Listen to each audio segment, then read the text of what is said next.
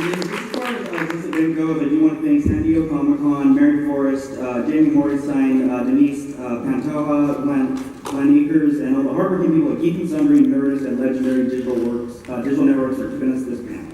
I should just add and not read off this. All right, so I want to start off just by introducing everybody, so if you guys don't mind just going down the line, quickly introduce yourself and let everyone know either what you're working on or something that you might know you from. Hi, I'm TJ Rotell. I am head of production for GEEK Sundry.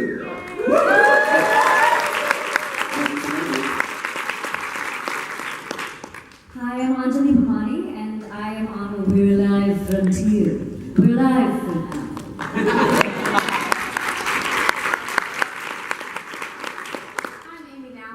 They can't get rid of me over here. I think it's written into something. But I have a quick question. Sean Becker, who are you? Oh, we can get to me at the end of this. Okay, great. Hello. I'm Jeremy Walker from Sagas of Sundry.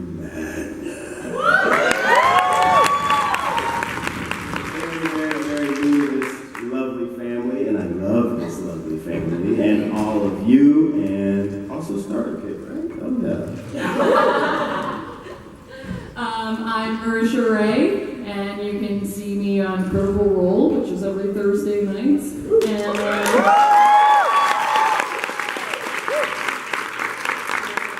of course, Key Question with my best friend Manakini. Yeah, we're best friends. And poor Erika is trying to hold it together over here. I will say, so I showed Zach's car, one of our producers, this reel, and he said, I have to show it to Erika first, because she's going to build behind the panel, and I said, do not do that. You wait. I'm not okay. Those are pride tears. I'm Erika Ishii. You might see me on Game Engine or on Sagas of Sundry Madness or just generally everywhere on the channels. I know, I'm here. You also might be too pure for this world.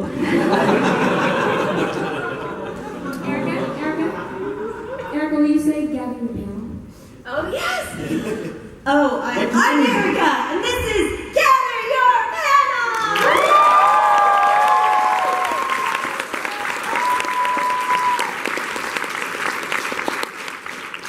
Hi, I'm Matt Key, and I have to follow Erika.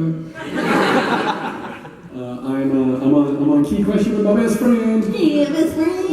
And then I didn't actually know what my title is in Geek and Sundry yet, except that I'm the creative guy. What do you think your title is at GEEK Sundry?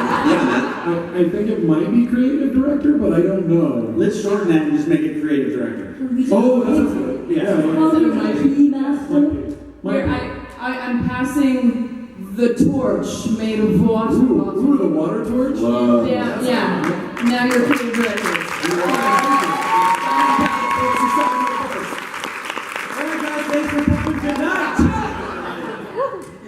And my name is Sean Becker. I'm the head of video for GEEK Sundry. I've been with this company since 2008 when it was originally the Knights of Good. I directed 4 seasons of The Guild with Felicia and was fortunate enough to be in at the initial creation of GEEK Sundry back in 2012 when it was Kim and Sherry and Felicia, and they wanted to make this wonderful space that still continues to this day. I'm in a very interesting situation now because I've been working with Felicia for a very long time. And a lot of the shows that we've done are The Guild. We co-created Flog, Off the Tube, and she's blessed to work with. She's also probably the hardest person I've ever worked with, but it's because she always expected just the highest quality and everyone to work as hard as she does. She's one of the hardest working people I know, but because of that, she is just incredibly always busy. And so there had to be a time where she kind of had to step away from this.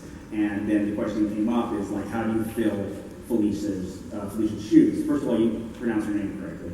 And then, and so that's the thing is I can't do it. And so if I say here, but we can't do it here. But I think as a GEEK Sundry team, our whole family, it's kind of more become something that I thought, Felicia is the founder of this, but I feel like GEEK Sundry is now defined by all the people underneath it, which has been an evolution of this space, something I think Felicia would be really proud of. Like, she's not dead. Like, she's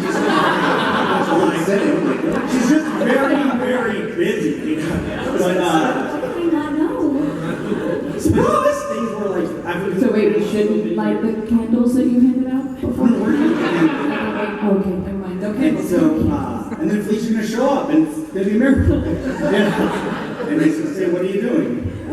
No, but yeah, I'm really proud of everything that we're doing and we continue to be doing. And what's really important to me is that we do continue on being a trendsetter in this space, defining space, redefining space, pioneering space, and then starting all over again and just seeing where we go. I think the web is a wonderful space because creators actually get to create here. And so that's something that, is everything you just saw was the sum of everybody here. There's not really any one person to take credit for that. And we couldn't do this without this giant team. That's all quick glimpses of 4-second clips that have no context. So one of those was a new show that we're doing here called Lore Masters Legends. Yeah, Lore Masters Legends. And so that's kind of a spin-off of the old Lore Master show, but do you mind just giving us, just because this is the most, obviously I thought that you produced everything else we've done here, but since that's the show, that's brand new. Super That'd be the best one to focus on. Yeah, Lore Masters Legends sees our host of Lore Masters, Ryan Green, and our producer, Denise Pinto, who's over there taking this right now. Lore Masters Legends takes a deeper dive into some of the fandoms that we love. For our episode 1, we met with Casey Whalen of Whalen Productions to create We're Alive, a podcast called We're Alive, that spun into our own show, We're Alive Frontier. So we went down to Whalen's space that he records in, we did a little tour, we got to play around with some Foley effects, it was really fun. And we have our next episode is coming up, I believe on the 31st of this month, and it's with Luke Gygax. Does anybody know the name Gygax? Yeah! Okay, so we dive deep into the origins of D&D and the entire Gygax family legacy. So touch on Gary Khan and grow obsessed with some characters and really have a good time. It's a fun show. If you have the Alpha subscription, check it out. I think you should do it. I also want to welcome Anjali and Jeremy, who are new to the GEEK Sundry family. Yeah.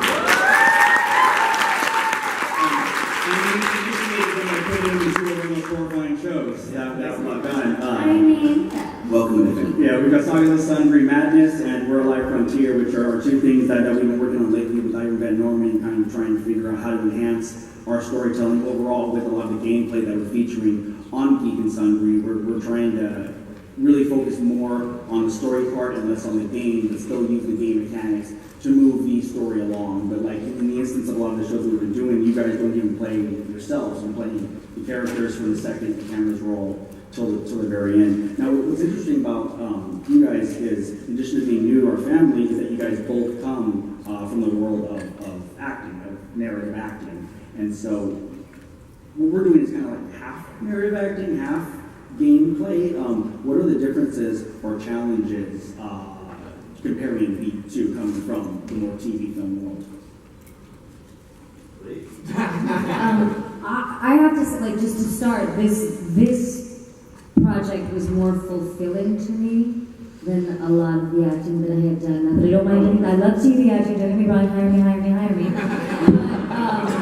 But I come from a theater background and from an improv background, and the difference between improv comedy on stage and what you're doing with the RPGs and the live action RPGs it's not that different. The only difference is instead of the audience being like, you're in a laundromat, you're saying, you're throwing the dice and that's giving you your outcome, or that's giving you your location, or giving you an idea of where to go next. So in that sense, it's been a really exciting thing to think of as it's almost long-form improv without having to worry about being funny, because all you care about is the storytelling. Which is a tradition of improv that I learned back in Chicago when I first, very first started performing. And so it just feels like coming home. You know, it's really, really beautiful. Plus I played D&D when I was 8. So it was in my blood and I just wanted to come back to it. But I find it, I don't know, I find it incredibly fulfilling. Oh, extremely. In a way that scripted stuff doesn't necessarily. Let's just keep it real though. Ivan. When you're in acting school, you don't have an Ivan. Oh, I don't know. I don't think any professor, any acting teacher prepared me for Ivan. Get suplexed through a table later. Can I speak for you? Yes, please be a mic these people. Oh, right! Okay. Musicals. There you go. Like, hey, I'm making eggs and this is my breakfast. Like, not that kind of stuff, but like something that actually has to do with. Seriously, probably has at least one of us on this panel has been in a musical where you're like, why are we singing about what I just did this morning? This is the stupidest thing I've ever done. Or heard. Yeah, I would Didn't like you just to say pass a second ago? I did. That was a great answer. That was a great answer. She reminded me of myself, even though we just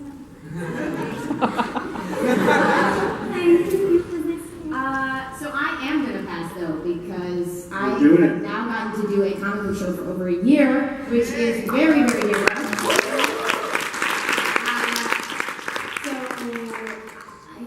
I want to actually do everything that I would potentially say as an answer to this question. So resume this conversation later. Yeah, that's good.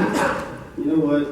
You guys do so much cool stuff that I love. I mean, honestly, like, I don't even like with Gather Your Party, with what all the cool stuff that we would do, like the Harry Potter one, you know. I will never forget you watching The Magician doing like Wingardium Leviosa. Let me just tell you that the guy made the thing. There's a gift. Look it up. Gather Your Party and Shirley Walker. Please, somebody else.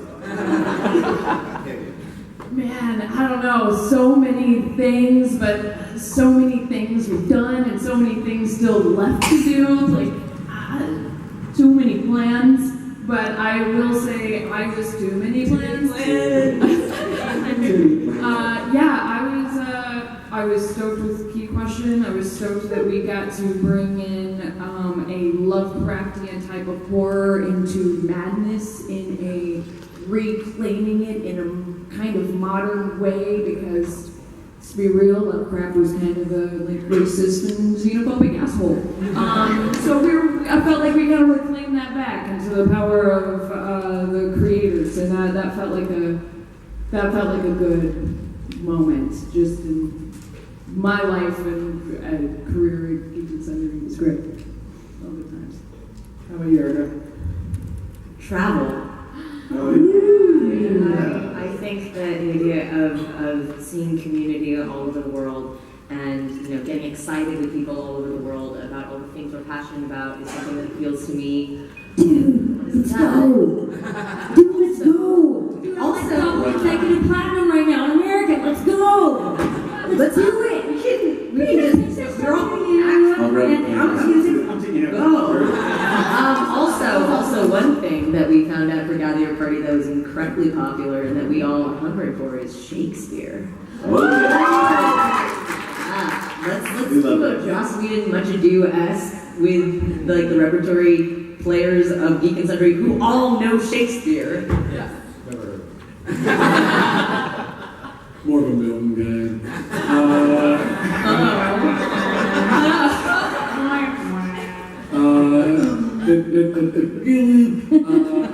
Key question scratched an itch that I forgot that I had, and that was like diving deep into philosophy and theology. Yeah. And like once I started scratching that itch, like I discovered that I have a whole like sunburn peeling on my back of like wanting to do educational, like theological and philosophical. The metaphor really went somewhere. Yeah. So like now I'm like, oh my god, I've got so many itches on my back for doing more shows about education. I'll be the aloe cream on your back. Oh, that's Creepy but not. Well, I'm terrible at takeaways, so let's take some questions. Yeah. Hello, I'm obviously a huge Critical Role fan. I wish desperately I could be at the panel, but I'm in the masquerade, so I have to be backstage. But, thank you. My question is, since you are all such huge geeks, what was the first big fandom geeky thing that really dragged you in and then you never looked back? Comics for me. Like comics, definitely. My dad got me some X-Men comics, and I've been hooked on that ever since. That was my first, like, falling down that vortex of nerdiness and dealing with bullies. Like, your story comic books, is that, yeah. I had an NES growing up, like most kids, or hopefully like most kids.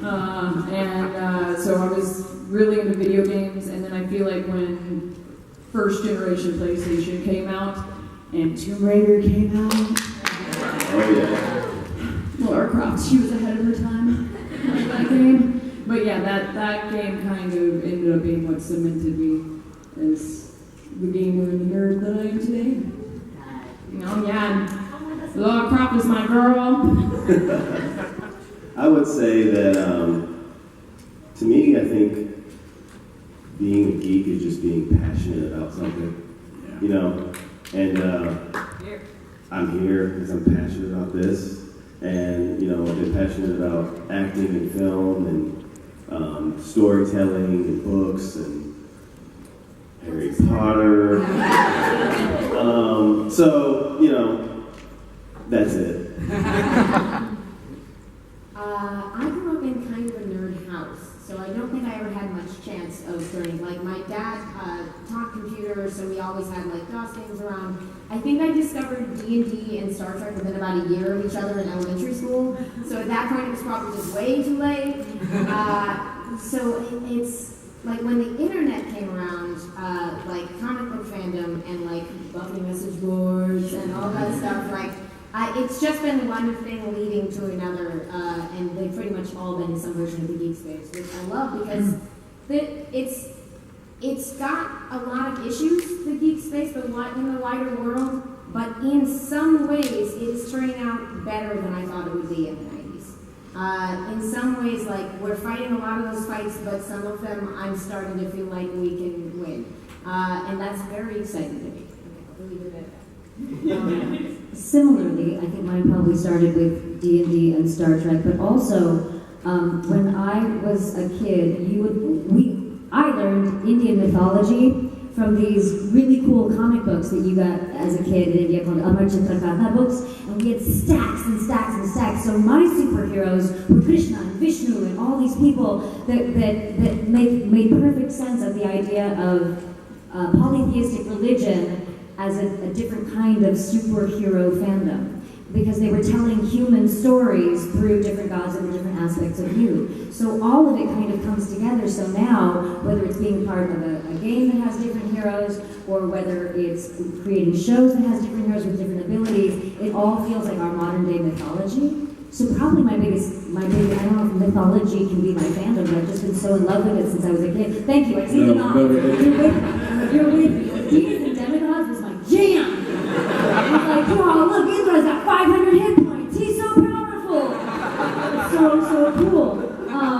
So I think it all just kind of combined into one little Indian geek who's now being able to release the proverbial kraken on the world, because I didn't get to play a geek as much on the TV, or I didn't get to play these characters as much on the telly. I'll keep mine quick. Horror. I've been a huge horror nerd my entire life. Big old crypt keeper over my bed when I was a kid. Parents had this out of my mind. Love horror. Love horror since I was a little kid. Overwatch, this is great. Never heard of it. I have okay, we're being told to wrap up, so if you have a really quick question. Yes, I have a question to Erika on Twitter. I said she was a thief scouting ahead in London, and then Miss Phoenix said you're actually a ranger. So for atonement, I have your mushy beans. Unfortunately, the fish and chips didn't make it. Beans? Awesome. Quick, one more. Those of you who were on Sagas of Sundry, what was the scariest moment you experienced there, other than any of the go ahead and make a poll? The escape room. Yeah. Escape room was great. Oh, I was proud of the bugs. Get on your question. Sorry, Coming up Amy. with the stop sign. That means we have to stop. You have 10 seconds to ask your question. Oh, she's moving fast, man. I was gonna say, like, do you know the production level was gonna go so high on the sequel to Dread? That was intense. I figured it out. Yeah, Thanks, TJ. Thanks for approving that budget, TJ.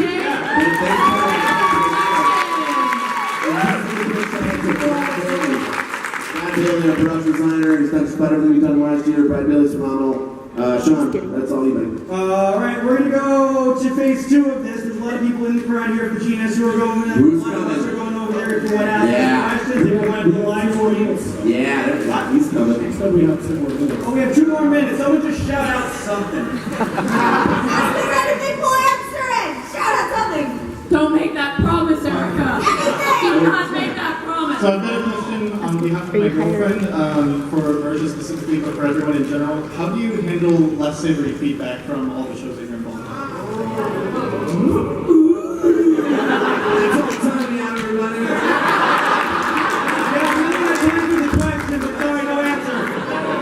Hey man, this community is all about loving and sharing and being open, and do not be a gatekeeper. The more of us, the merrier.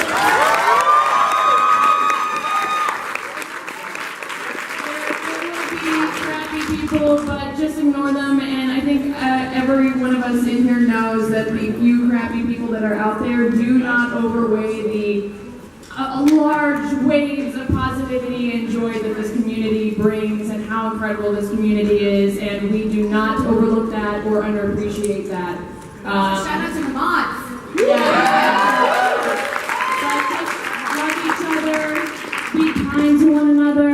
And if you have a new geek and someone who's like, hey, I'm interested in this, I want to like experience this, Like and me? like Jeremy. Thank you for welcoming me. Now we